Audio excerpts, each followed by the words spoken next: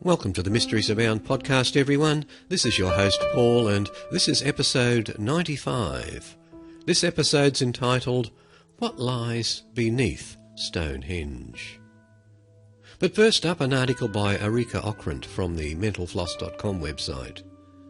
The Wisconsin town that didn't learn English for 5 generations.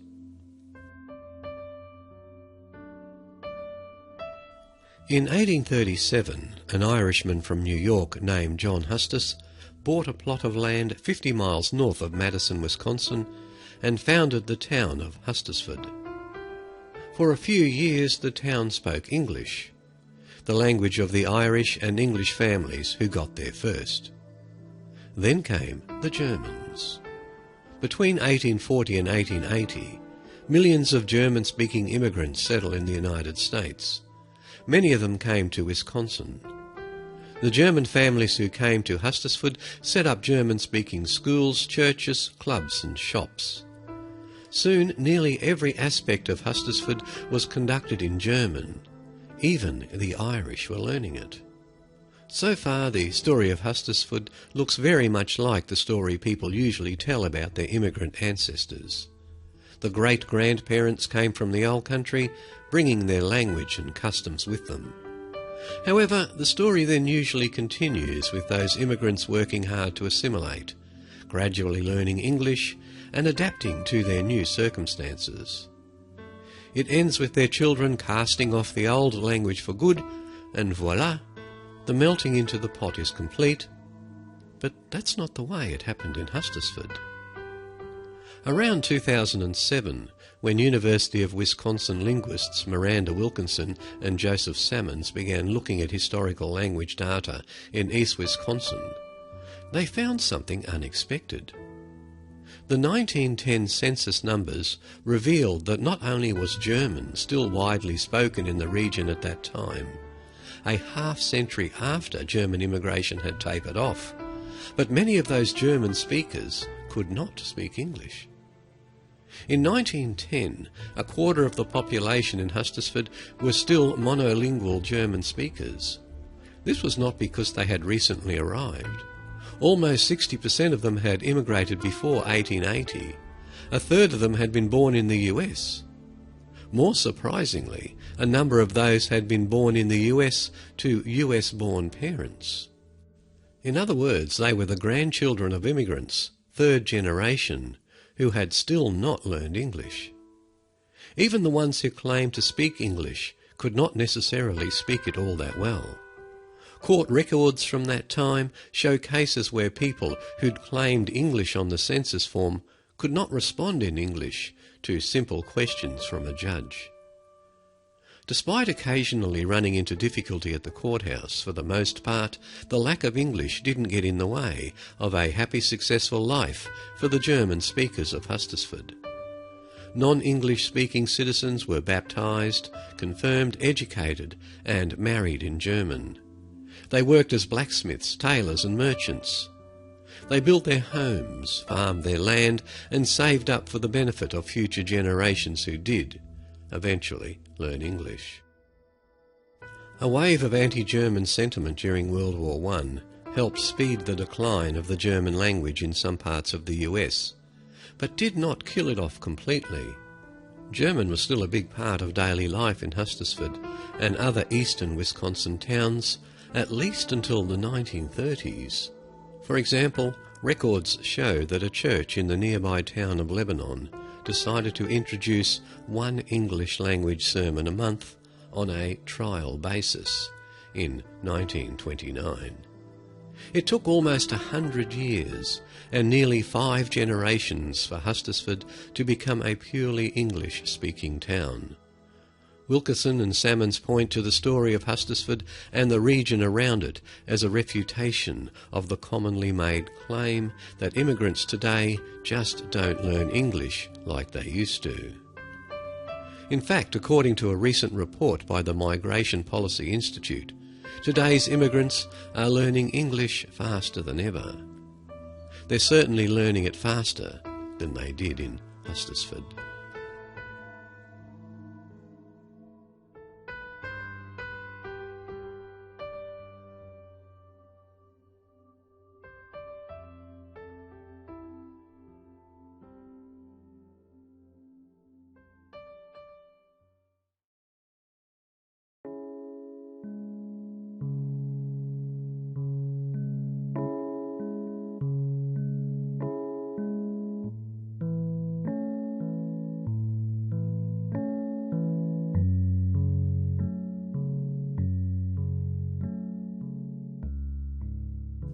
August 15, 2014 marked the 70th anniversary of Operation Dragoon, an Allied invasion of southern France initially intended to launch in tandem with the invasion of Normandy Beach on D-Day.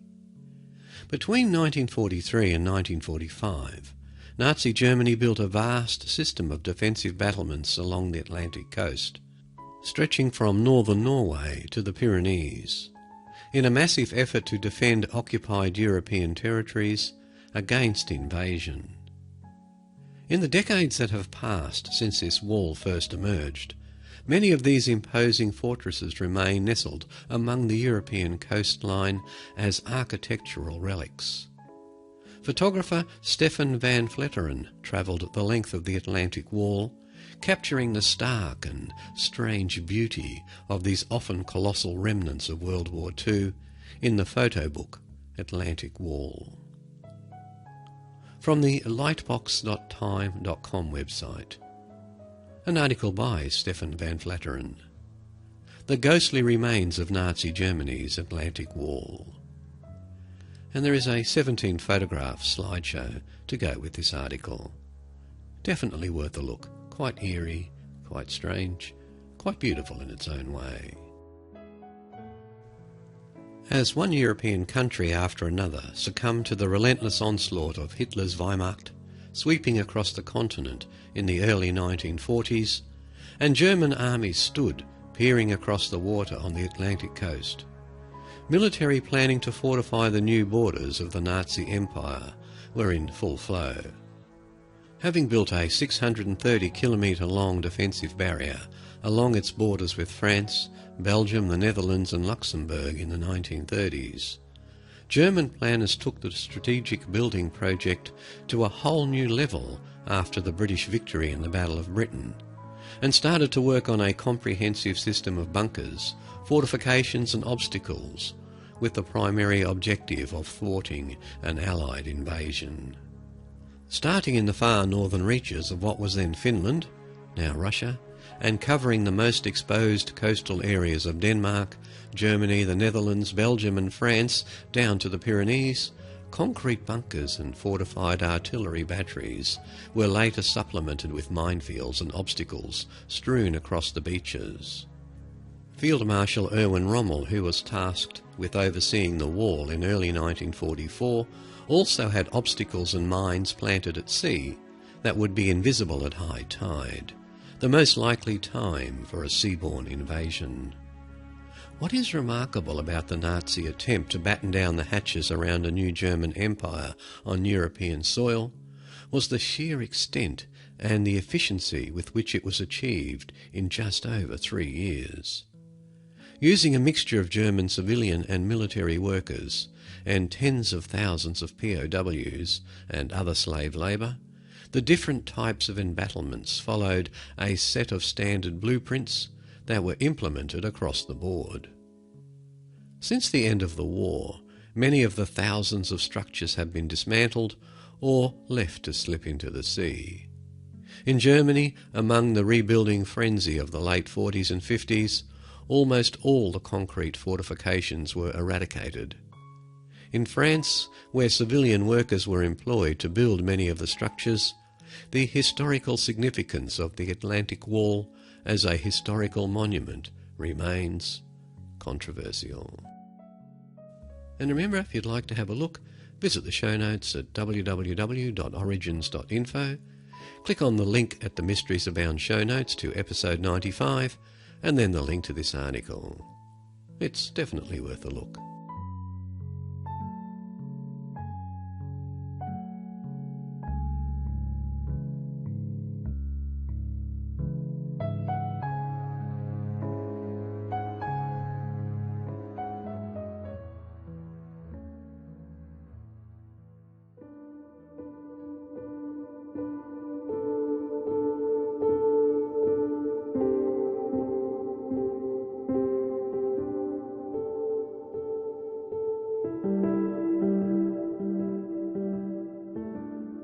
From the www.odditycentral.com website. A story by Sumitra. Cambodia's miracle-performing baby draws thousands of sick pilgrims. Kong Keng, a 2-year-old kid from Kanor village in Cambodia, is being hailed as a miracle baby with special healing powers. Thousands of people are travelling from as far as Laos and Vietnam, believing that even a glimpse of Kong will help cure them of their ailments. He appears to be the last ray of hope in a nation that doesn't exactly have the world's best healthcare system. Hundreds of people throng outside Kong's single-room wooden home every single day. It's a motley crowd of handicapped people in wheelchairs and ailing, dying patients on stretchers. Fatson, Kong's 21-year-old mother, brings the boy out and places a row of eucalyptus balm bottles in front of him. She then guides his hand over each bottle. His touch is believed to transfer healing powers to the balm. The toddler's healing powers were discovered by an accidental healing miracle that occurred a few months ago. "The miracle happened to my brother," said Sung Ban, Kong's uncle. "He was paralysed from the waist down after a motorcycle accident. Doctors couldn't cure him, and neither could the Kru Khmers, or the traditional Cambodian healers. He went to visit his nephew, and the boy asked him, 'What's the matter?' The man told him that he couldn't walk, so the boy found some leaves to make into a tea for the old man to drink. He drank the tea, got up and began walking perfectly." Naturally, such a miraculous event couldn't remain a secret for long. The whole village was buzzing about it, and within 2 weeks the story was covered by national newspapers and TV channels. 20,000 people have come here in the last month hoping to be cured, said village chief Su Hen. Over 1,000 people have received effective treatment from the Magic Boys so far. I have seen people who were dumb speak, and others who were paralysed get up and walk. Kong is now practically royalty in the sleepy little village of Kanor. The entire community helps in managing the boy's visitors. Loudspeakers crackle with regular updates like, "The magic boy is sleeping, so please keep quiet so he doesn't get angry." Or, "The boy is with his mother collecting magic herbs and will return in 2 hours. These leaves identified by Kong for their healing properties, after which they are distributed among the ailing people. The Magic Boy's clientele is quite varied. Even the district collector made an appearance to get some of the magic leaves for his sick children. "Most people have to wait, but he got some right away because he is the governor," said Hyun Tak, the governor's companion. "Unfortunately, not everyone is that lucky. Some people have been waiting for as long as 9 days for a cure." Naturally, the more scientifically inclined people in Cambodia are trashing the idea of the magic boy. But it's easy to see why the boy has become so popular across the nation. Cambodian religion believes that spirits can possess people, said Dr. Jonathan H.X. Lee, Assistant Professor of Asian American Studies at San Francisco State University. Illness is experienced as being possessed by a spirit, and that's why therapy would require some kind of religious ritual. And that's exactly what Kong's pilgrims believe, that the boy acts as a medium for an elemental spirit with healing powers. "I don't know why my boy is magic, he just is," said his father, Ban Kong, 25. The child cured his uncle. The news spread, and now thousands have come. "We give the magic leaves away for free, but to get on the waiting list, people have to donate $1 to local Buddhist temples. Supplies are limited, and sometimes they have to wait a few days. The leaves might be free of cost, but a meeting with the Kong himself isn't. If they want to see the boy personally, we charge them $2 or $3, said Ban. That might not sound like much, but it actually is a big deal in a nation where the average wage is $3 a day. Ban, who is a rice farmer, earns around $1,000 a year, but his son's healing powers have earned him $2,500 in the past month alone. Some people say we are lying to get money, but that is their belief, not mine, he said. And if you'd like to learn a little bit more, just visit the show notes, click on the link to this article. There are a few photographs of the Miracle Boy and a short video to go with it.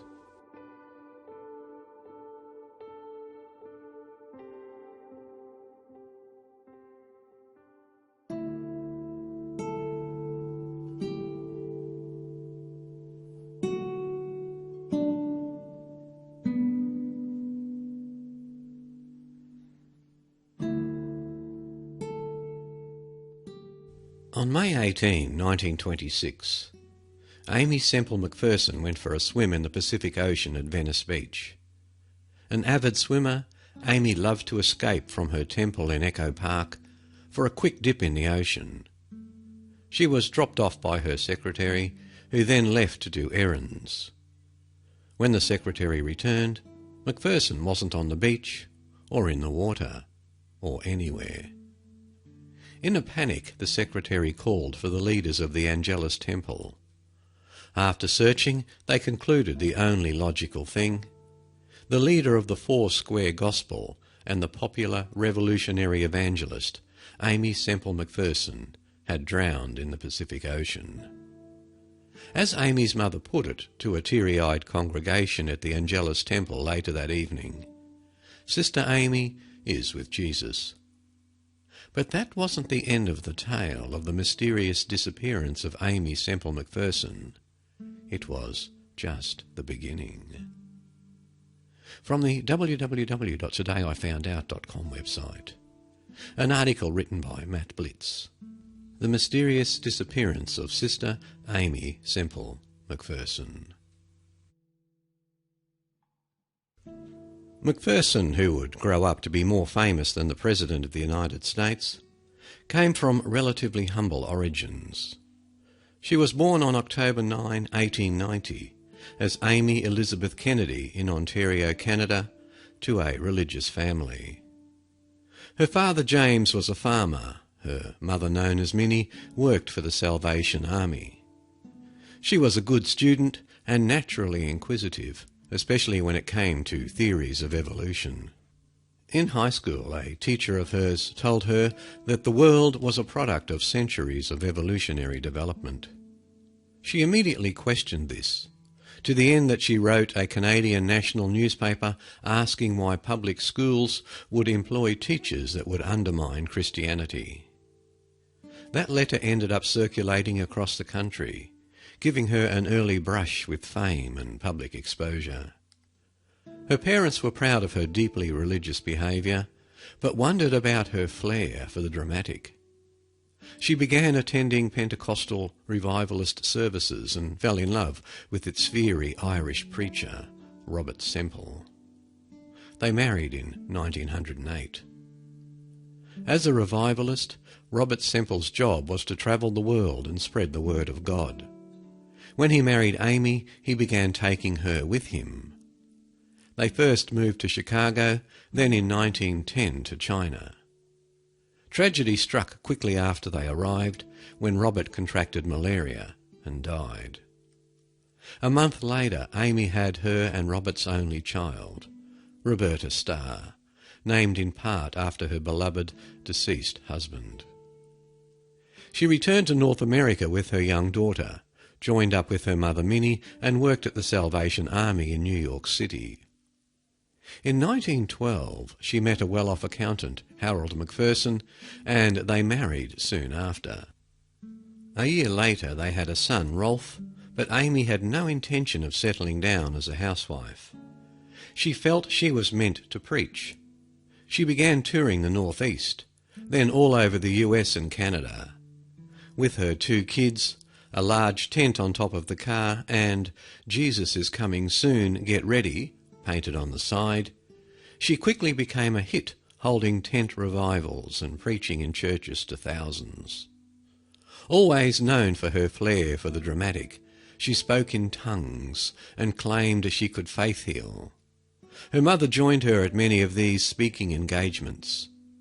Unfortunately, her husband Harold did not. He filed for divorce, citing abandonment as the reason. Aimee's fame grew quickly. As an energetic, dramatic, over-the-top female evangelistic, she was very much a breath of fresh air in the 1920 religious landscape. By 1922, according to Smithsonian Magazine, she was breaking attendance records set by her male peers. In San Diego, over 300,000 people came to see her do her thing. There were so many people that the Marines were called in as crowd control. At that same event, it was said that Aimee laid her hands on a paralysed woman and she walked supposedly for the first time. Aimee Semple McPherson was a star. In 1921 she made her way to the city that would be perfect for her theatrical-based religious ceremonies, Los Angeles.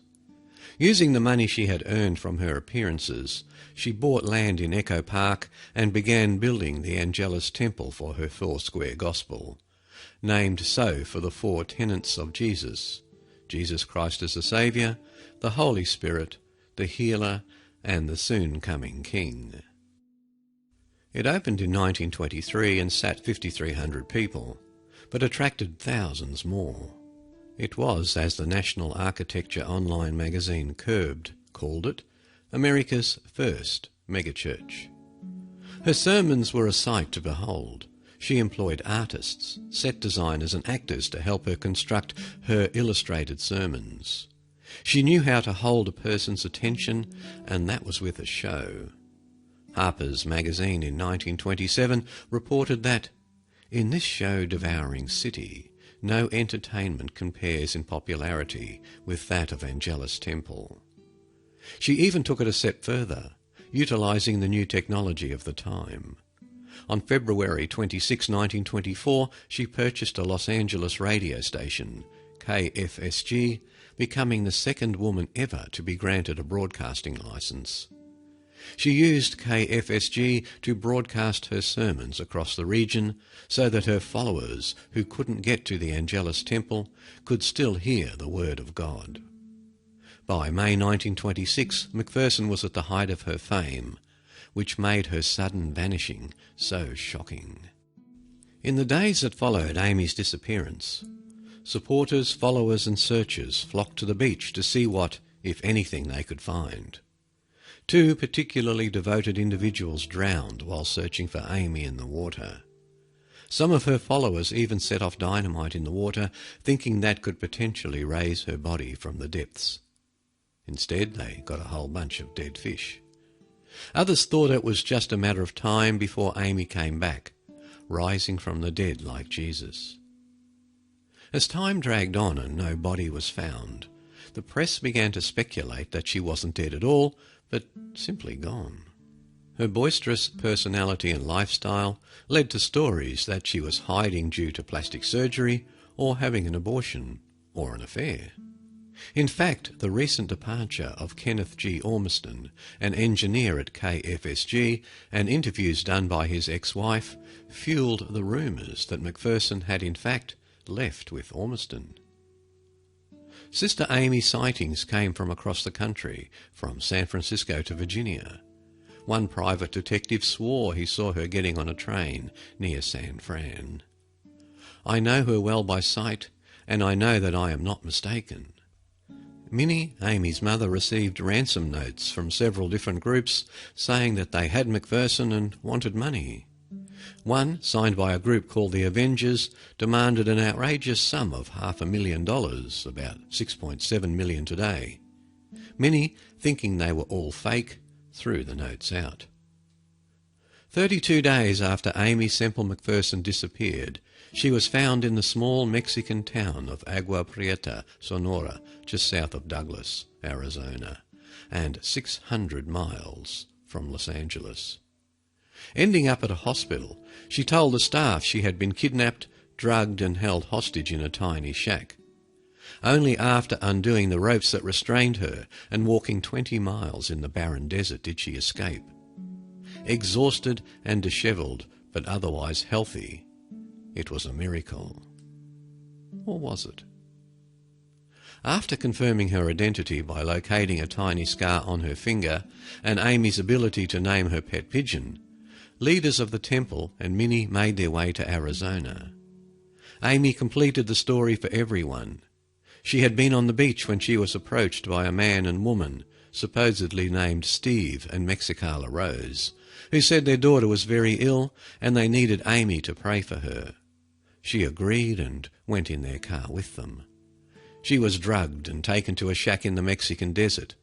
They weren't going to let her go until they got the $500,000 they had demanded in the note they had sent to Minnie.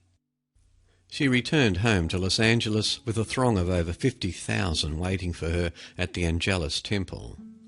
While everyone was thrilled to have her back, not everyone believed her story, including Los Angeles District Attorney Asa Keys.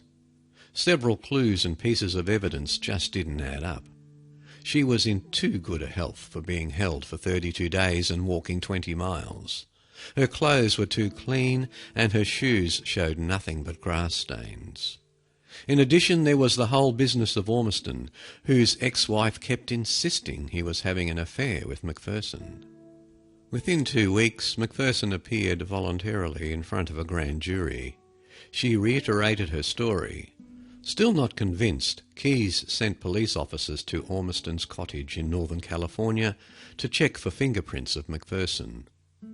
While Ormiston did admit that he was having affairs in the cable, none were with Macpherson. Despite all of this, the grand jury determined there was enough evidence to charge Aimee Semple Macpherson with conspiracy and obstruction of justice. The case was scheduled for January 1927. In November of 1926, Keys dropped the charges. The unreliability of witnesses made the chances of winning unlikely. No one was ever charged or arrested for her kidnapping. To this day, no one knows for sure if she actually ever was. Aimee Semple Macpherson, despite the spectre of a fake kidnapping hanging over her, continued to preach. Her congregation grew. It was said she was more well known at the time than the President of the United States, Calvin Coolidge. Her constant travels, showmanship, and inability to keep herself healthy paid its toll, though. On September 23, 1944, Aimee Semple Macpherson was found dead in Oakland, California, hours before she was supposed to speak in front of thousands. The official cause of death, according to the coroner, was a likely accidental overdose of sleeping medication compounded by kidney failure. The Angelus Temple is still in Echo Park today, and the Four-Square Gospel is thriving. If you care to pay them a visit, there is a museum dedicated to Sister Aimee, and they are happy to answer any questions one may have, including any about the alleged kidnapping.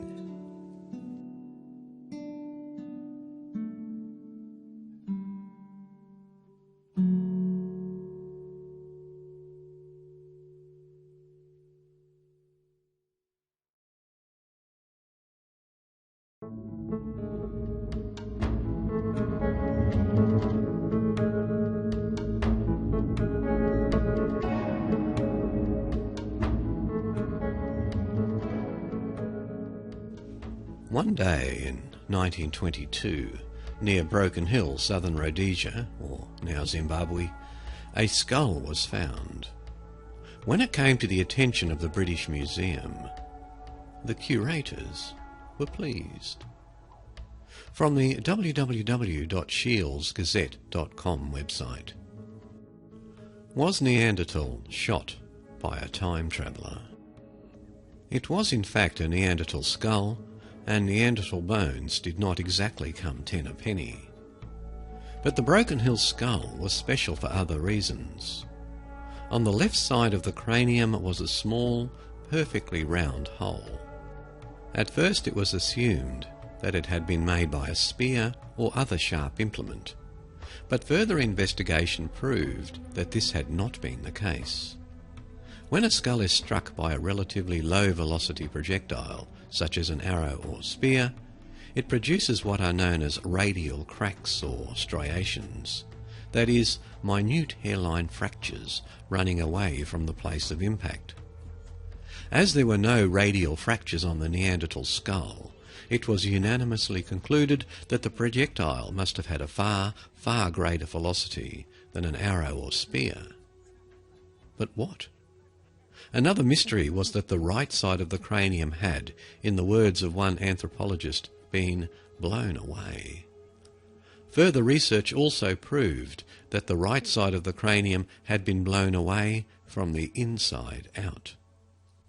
In short, whatever had hit the Broken Hill Neanderthal on the left side of the head had passed through it with such force that it had caused the right side to explode. Researcher René Nürburgren investigated the mystery in his excellent book Secrets of the Lost Races and commented, "This same feature is seen in modern victims of head wounds received from shots from a high-powered rifle." Nürburgren's comments were more than appropriate, for forensic experts who have studied the skull in Berlin have since concluded that the cranial damage to Rhodesian man's skull could not have been caused by anything but a bullet. Compounding the mystery further is the fact that the skull of an ancient auroch, an extinct type of bison, was found in Russia by the Lena River. It too had been shot in the head thousands of years previously, but had survived for some time as the bullet hole had calcified. This sensational discovery came to the attention of Professor Konstantin Flerov, curator of Moscow's Paleontological Museum of the USSR, who promptly put the skull on display. Incredible though it sounds, we are faced with the quite forceful evidence that thousands of years ago someone discharged a bullet into the skull of one of our anthropological cousins, and also nearly killed a large mammal by the same method. But how could this be? One obvious but very radical solution is to conclude that, contrary to what we have always understood, ancient man may have been technologically developed to a very high degree. Did a small but advanced civilization develop the concept of ballistics long before the Chinese? The problem with this idea is that it is too much of a coincidence. Could two separate societies, separated by thousands of years and a vast cultural gulf, have both invented weapons that just happen to fire a small cylindrical projectile at high speed? One colleague suggested to me that the only alternative is the possibility that someone from the future, carrying a firearm, travelled back into the past and engaged in some sort of trans-temporal hunting expedition. This takes us perilously close to the realms of science fantasy, of course, but the fact is that the hole in the auroch's skull got there somehow. Like it or not, the fact is that someone or something seemed to be using high-velocity bullets thousands of years ago. We don't know who, we don't know why, and we don't know how. But it happened.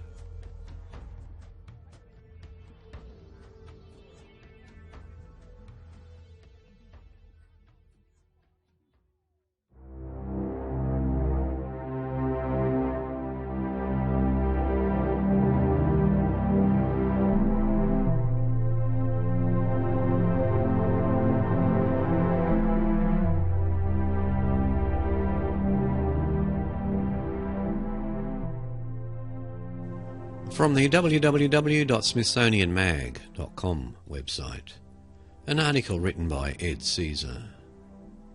What lies beneath Stonehenge? A groundbreaking survey of the site has turned up tantalising new clues to what really went on there. We walked the avenue, the ancient route along which the stones were first dragged from the River Avon. For centuries this was the formal path to the Great Henge, but now the only hint of its existence was an indentation or two in the tall grass. It was a fine English summer's day, with thin, fast clouds above, and as we passed through the fields dotted with buttercups and daisies, cows and sheep, we could have been hikers anywhere, were it not for the ghostly monument in the near distance. Faint as the avenue was, Vince Gaffney hustled along as if it were illuminated by runway lights. A short, sprightly archaeologist of 56 from Newcastle upon Tyne in northeast England, he knows this landscape as well as anyone alive. He's walked it, breathed it, studied it for uncounted hours. He has not lost his sense of wonder. Stopping to fix the monument in his eyeline and reaching out towards the stones on the horizon, he said, "Look, it becomes cathedral-esque." Gaffney's latest research effort, the Stonehenge Hidden Landscapes Project, is a 4-year collaboration between a British team and Ludwig Boltzmann Institute for Archaeological Prospection and Virtual Archaeology in Austria that has produced the first detailed underground survey of the area surrounding Stonehenge, totalling more than 4 square miles. The results are astonishing. The researchers have found buried evidence of more than 15 previously unknown or poorly understood late Neolithic monuments, henges, barrows, segmented ditches, pits. To Gaffney, these findings suggest a scale of activity around Stonehenge far beyond what was previously suspected. There was sort of this idea that Stonehenge sat in the middle, and around it was effectively an area where people were probably excluded, Gaffney told me. A ring of the dead around a special area to which few people might ever have been admitted. Perhaps there were priests, big men, whatever they were, inside Stonehenge, having processions up the avenue, doing something extremely mysterious. Of course, that sort of analysis depends on not knowing what's actually in the area around Stonehenge itself. It was terra incognita, really. Nobody has yet put a spade in the ground to verify the new findings, which were painstakingly gathered by geophysicists and others wielding magnetometers and ground-penetrating radars that scan the ground to detect structures and objects several yards below the surface. But Gaffney has no doubt of the work's value. This is among the most important landscapes, and probably the most studied landscape in the world, he says, and the area has been absolutely transformed by this survey. Won't be the same again. The joy and frustrations of all archaeological study, perhaps all historical inquiry, come into particularly sharp relief at Stonehenge. Even to the most casual observer, the monument is deeply significant. Those vast stones standing in concentric rings in the middle of a basin on Salisbury Plain, carefully placed by who knows who thousands of years ago, must mean something. But nobody can tell us what. Not exactly. The clues that remain will always prove insufficient to our curiosity. Each archaeological advance yields more questions and more theories to be tested. Our ignorance shrinks by fractions. What we know is always dwarfed by what we can never know. Take the big question. Was Stonehenge predominantly a temple, a parliament, or a graveyard? Was it a healing ground? We don't know for sure. We know that people were buried there, and that the stones are aligned in astronomically important ways.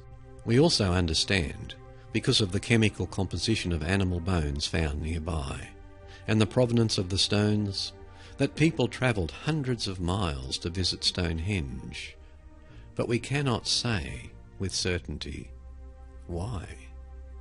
Try a simpler question. How did the blue stones, which weigh between 4 and 8 tons apiece, arrive at the site nearly 5,000 years ago from 170 miles away in North Wales? Land or sea? Both alternatives explode with possibilities, and nobody has an impregnable theory.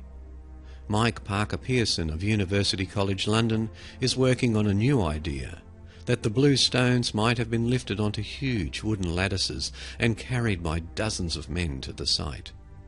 But it's just a theory. We can't know definitively. We can only have better informed questions. The ineffability of Stonehenge has not dulled our appetite. The site has long proved irresistible to diggers.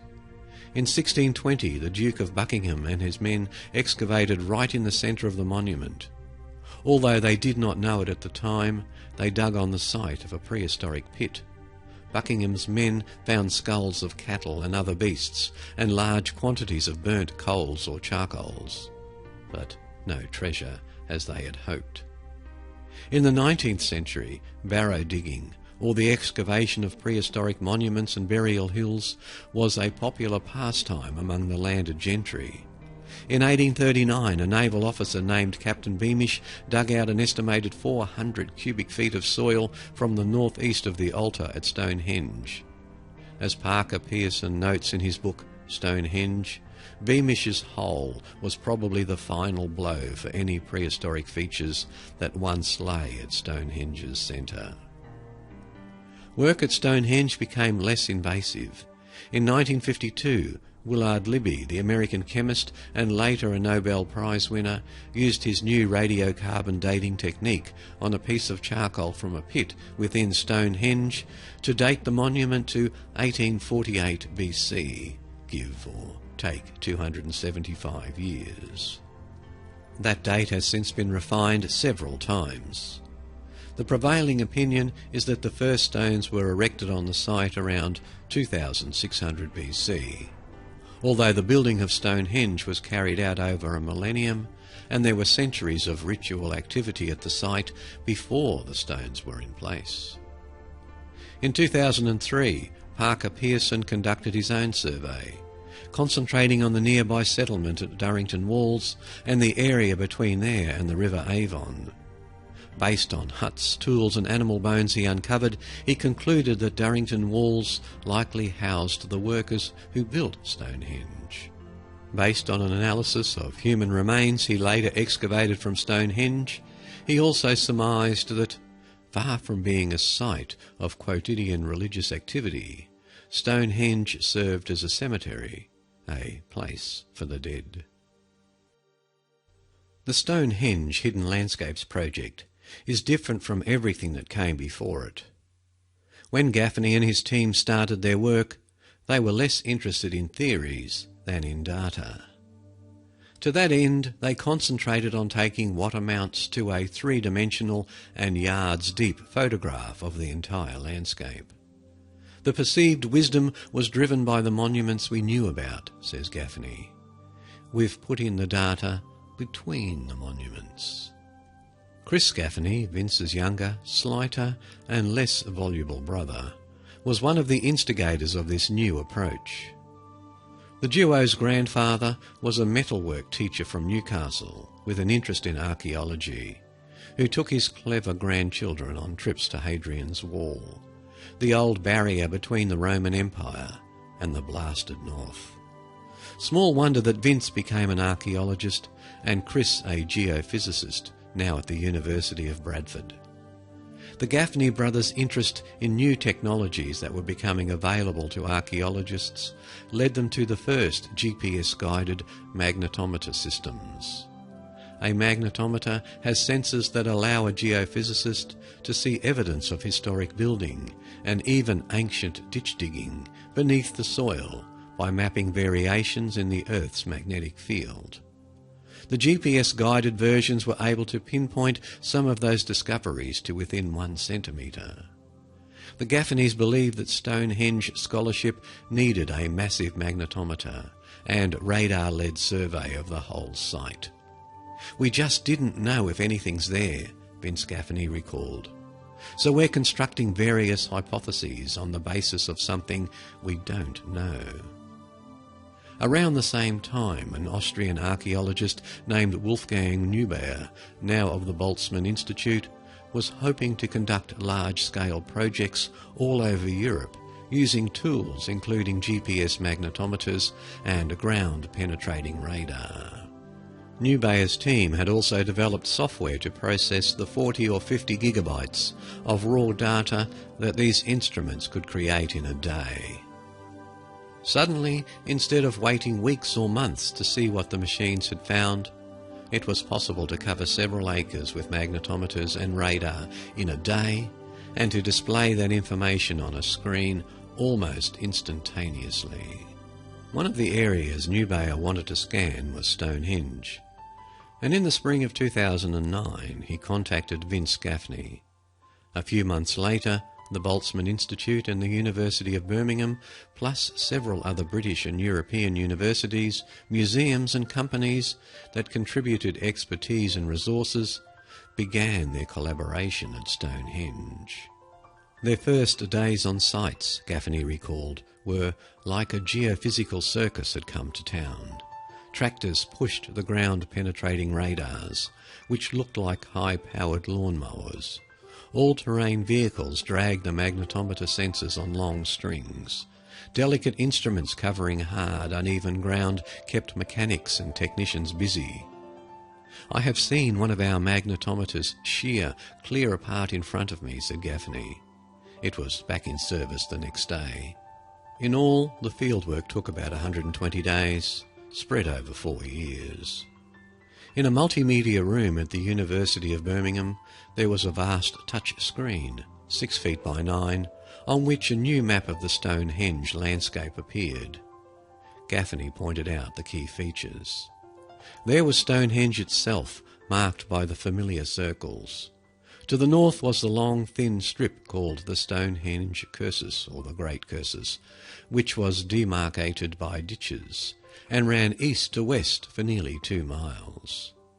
The Cursus was given its name by the antiquarian William Stukely in the 18th century because it looked like an ancient Roman racecourse.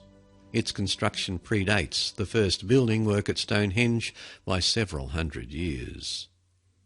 Gaffney also pointed out the Cursus Barrows, hillocks containing mass human graves, just south of the Cursus itself, and the King Barrow Ridge to the east. Scattered all over the map were blotches of black, features without names. These were new finds, including the more than 15 possible new or poorly understood Neolithic monuments. Gaffney emphasised possible, acknowledging that it will require digging, the testimony of the spade, to discover precisely what was there. Standing in front of this constellation of evidence, he seemed unable to decide where to start, like a child at the Christmas tree. "These are little henge monuments," he said, touching the screen to highlight a group of black smudges. "Nice little entrance there, and a ditch. These things we know nothing about." He saved his greatest enthusiasm for the discoveries that had been made in the Cursus.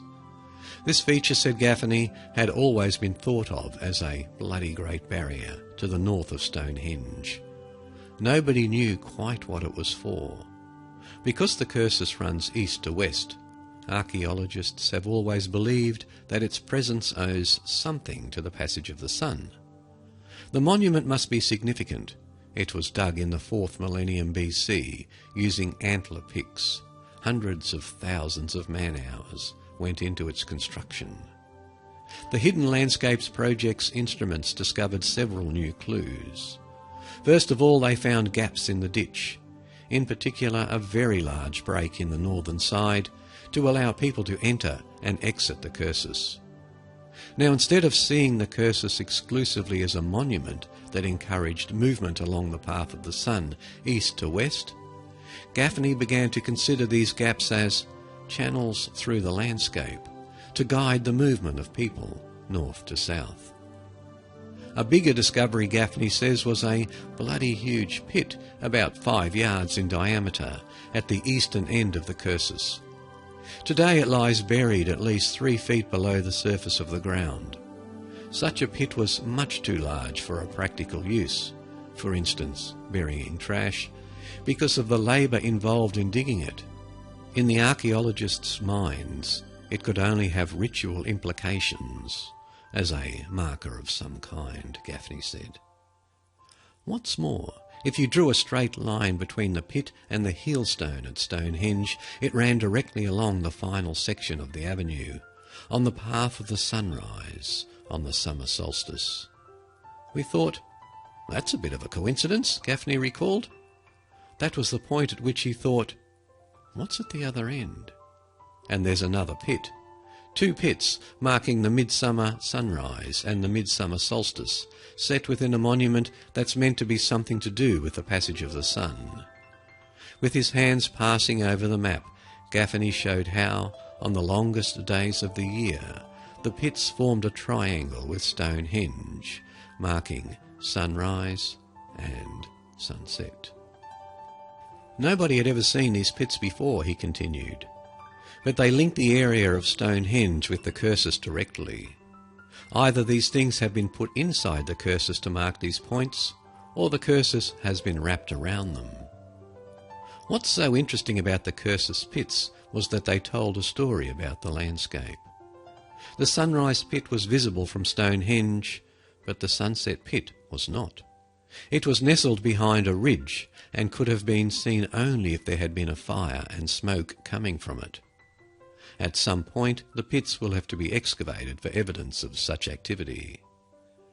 These discoveries fed into a larger understanding of Stonehenge as a diachronic, operating in light and dark, sunrise and sunset, day and night.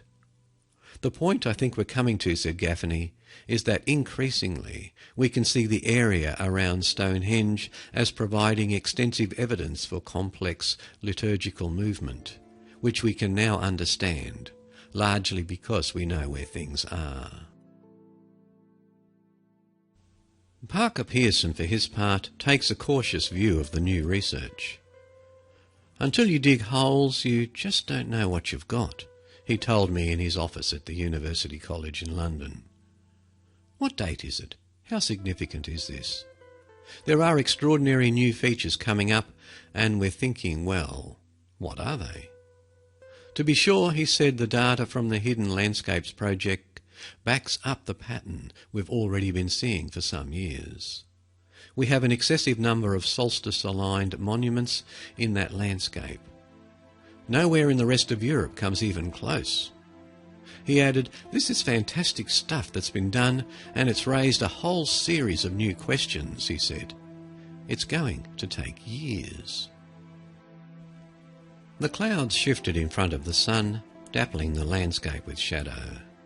Gaffney and I were walking the avenue, 300 yards or so from Stonehenge, and in the distance a string of barrows gleamed like opals. Although he acknowledged the fallibility of all archaeological projection, in the end, he said, we are all wrong.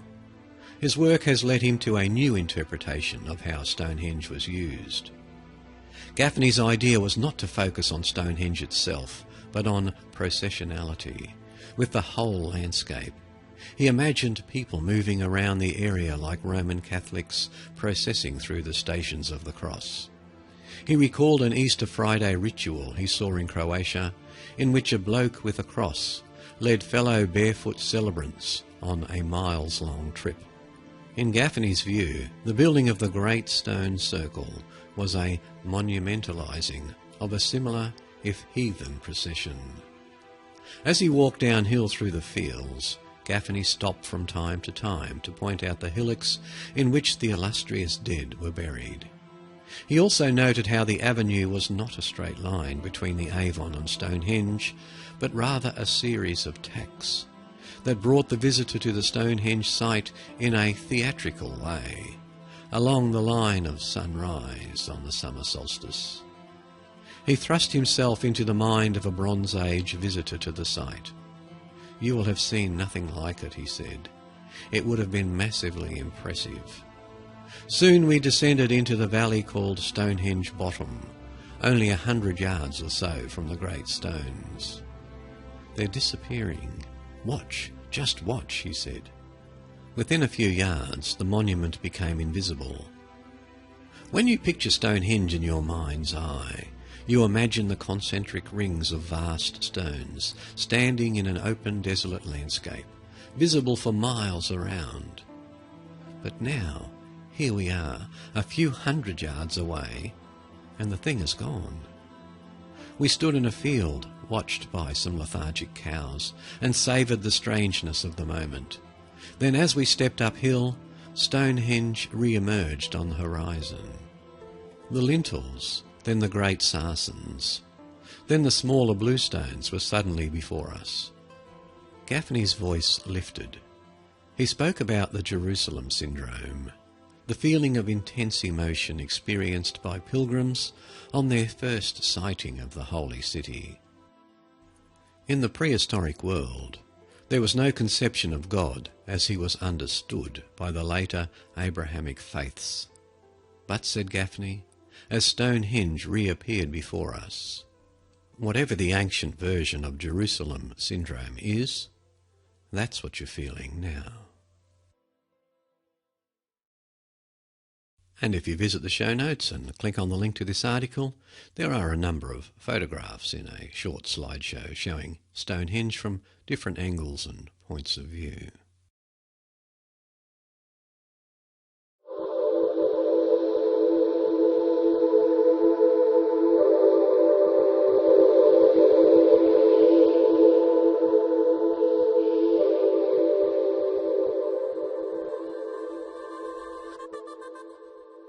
From the www.weirdus.com website, Lake Okeechobee's Watery Graves.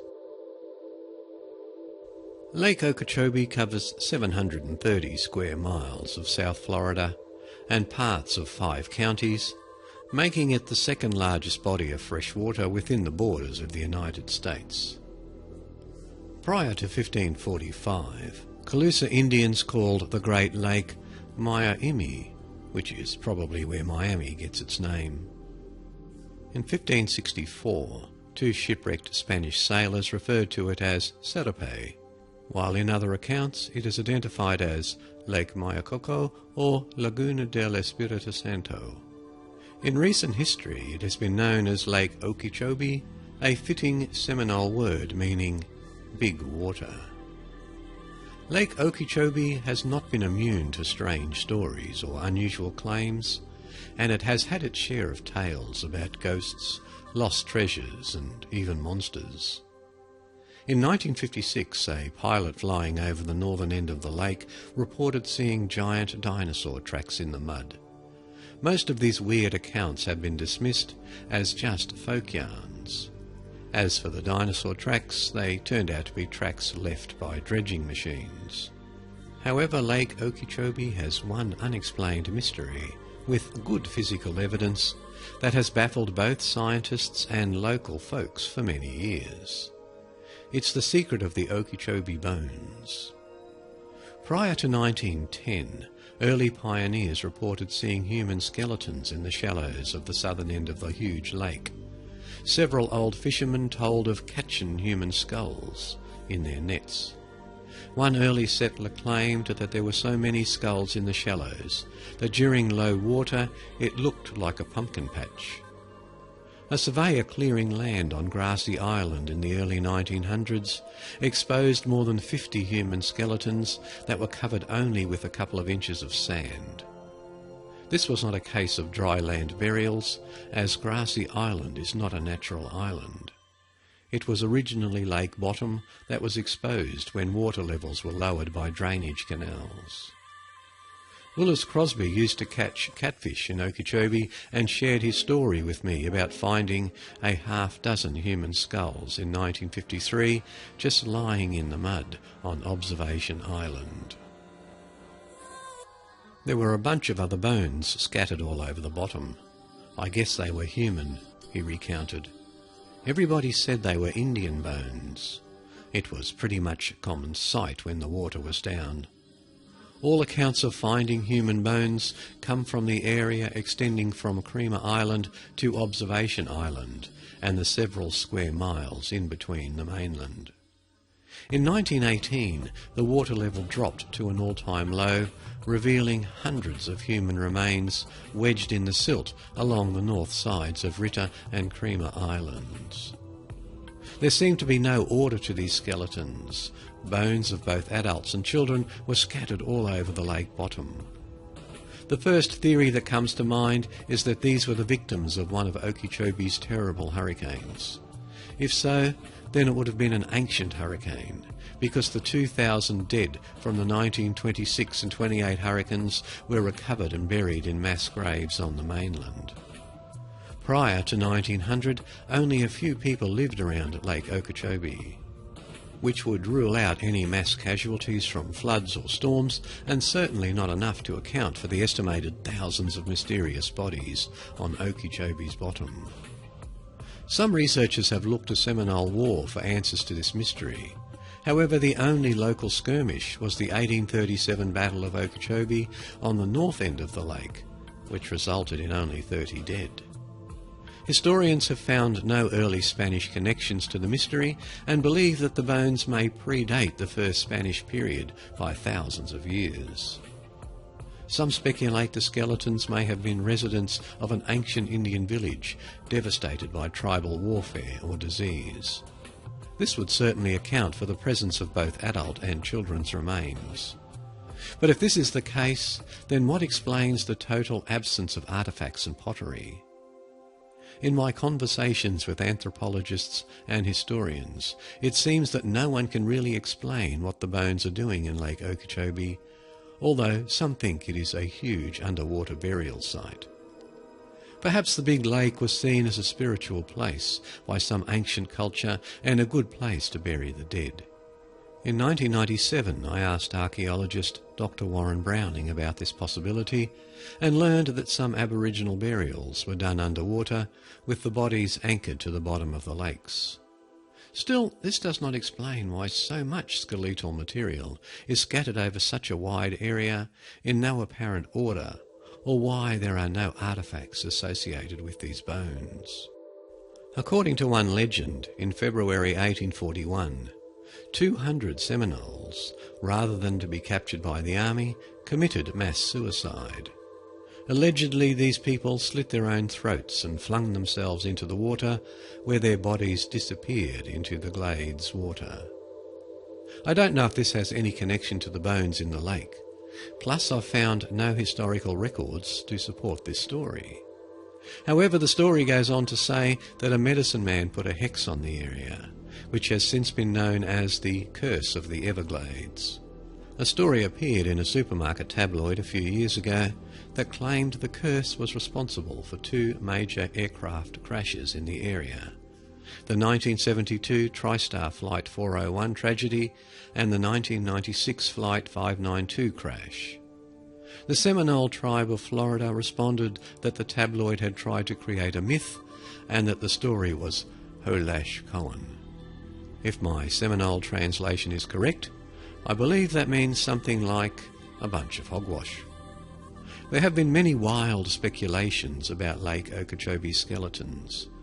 Maybe they are the remains of a mythical lost tribe, like mentioned in various religious chronicles. With the Florida peninsula extending so far south into the ocean, it is reasonable to think that ancient seafarers must have bumped into it at some time. Perhaps the skeletons belong to refugees escaping from Atlantis or aliens from outer space. Until someone arrives with a good explanation for this ancient mystery of death, the secret will remain guarded by the big waters of Lake Okeechobee.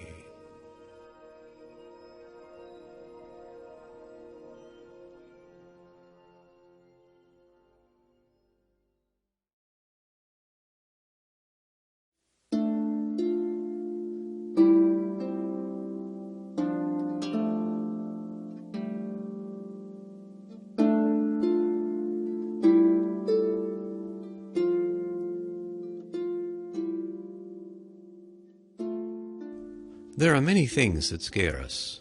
There's the fright we feel when our well-being is threatened. And there's the core chilling fear that comes when we confront the unknown or it confronts us. As we've seen in many stories, ghost and haunting phenomenon can unleash this fear. Then there are incidents that are just so strange, so far removed from everyday experience, that they can cause us to question our sanity and work their way into the pit of our deepest fears. Michael experienced such an incident while travelling the interstate from the Australian Capital Territory to New South Wales in Australia. This is Michael's story. From the paranormal.about.com website, by Stephen Wagner. Incident on the road to Sydney. There are 2 ways you can get from the Australian Capital Territory to Sydney in New South Wales: the fast way and the highway. The highway is bent around farmland that the government could not buy, so they built small roads around it instead, and the highway detours a minimum of 3 miles away from each farm. The fast way is a series of narrow roads that pass through beautiful countryside that is heavily forested. So forested that you can't see around bends. I took the fast way, of course. I was travelling along these roads at about 7 to 9 p.m. I didn't check much. The terrain alternates between forest and plains every 10 to 20 minutes, so I pass through forest, then plain, then forest, then plain, then forest. A journey through the fast track takes about 2 to 3 hours, depending on speed. Needless to say, I didn't mind the speed limits. Although I didn't keep track of time, I could have sworn I was travelling for far over 2 hours. I stopped for a rest. It was a beautiful night. The moon shone rather brightly, light dancing upon the trees, illuminating dust particles and highlighting a nearby pond. The gum trees around there are bone white and stood out starkly in the moonlight. If a bush or rock was in front of one, it was quite evident and made the tree look like it was floating on air. The moon seemed to get increasingly bright, which was very strange, as it was also very low. I decided to step away from my car and venture through the forest to find a clearing so I could get a better view of the moon. I walked through the dense forest and finally came to a field of crops. They must have been planted recently because the dirt had sharp depressions all over it of varying sizes and shapes. I suddenly remembered what I was there for and looked up, only to be shocked at the fact that the bright moon I sought was actually a spotlight. Half blinded, I looked down and raised my hand instinctively to shade my eyes. A moment later my heart almost stopped. The spotlight switched off, and another was switched on, facing the opposite direction. I looked up, and as my eyes adjusted, I saw in the distance a scarecrow. It was, as far as I could tell, facing to my right. Then I swore I saw it move. Not violently. It just wobbled. In the wind, I said to myself, and there was a bit of wind. Just as I was about to turn and walk back to my car, I sneezed. It echoed across the field. I looked back up to see the scarecrow still standing there, to my relief. So I started off, back towards my car. I reached my car, put the keys in the ignition and started the engine. It's a Mitsubishi Magna Executive and is almost dead quiet on the inside. What happened next is rather hard to explain because it makes little logical sense, but I'll try. I took one last look towards the spotlight, which I could barely see through the trees before.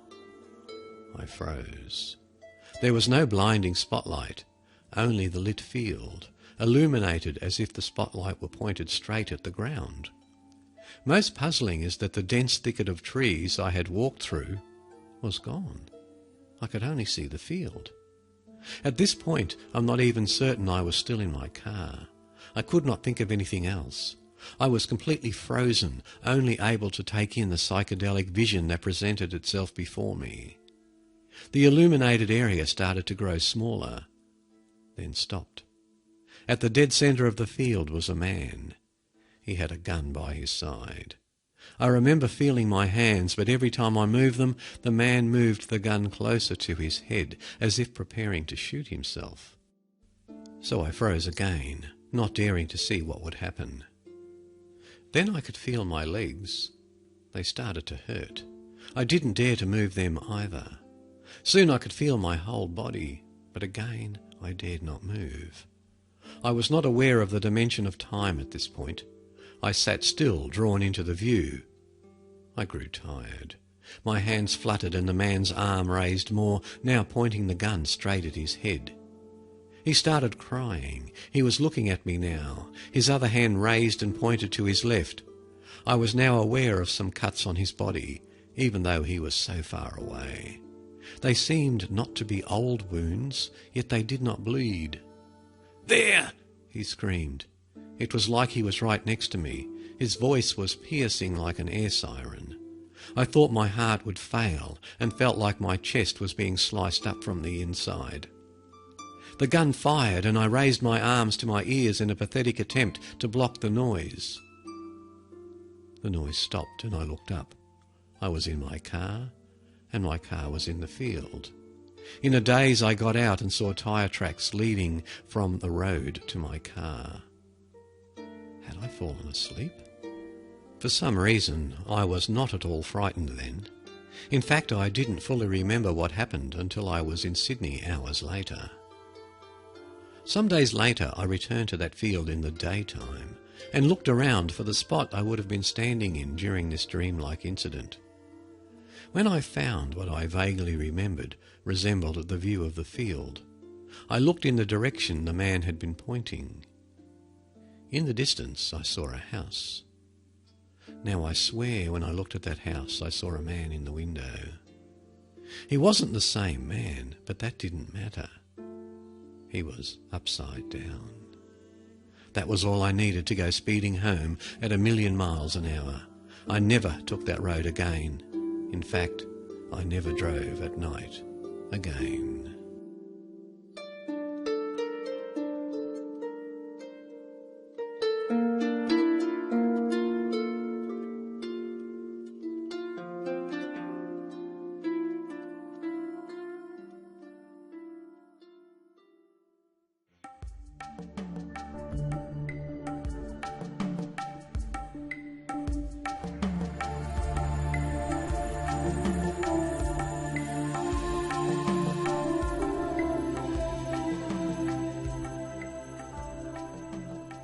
The music for today's podcast came from the musicalley.com.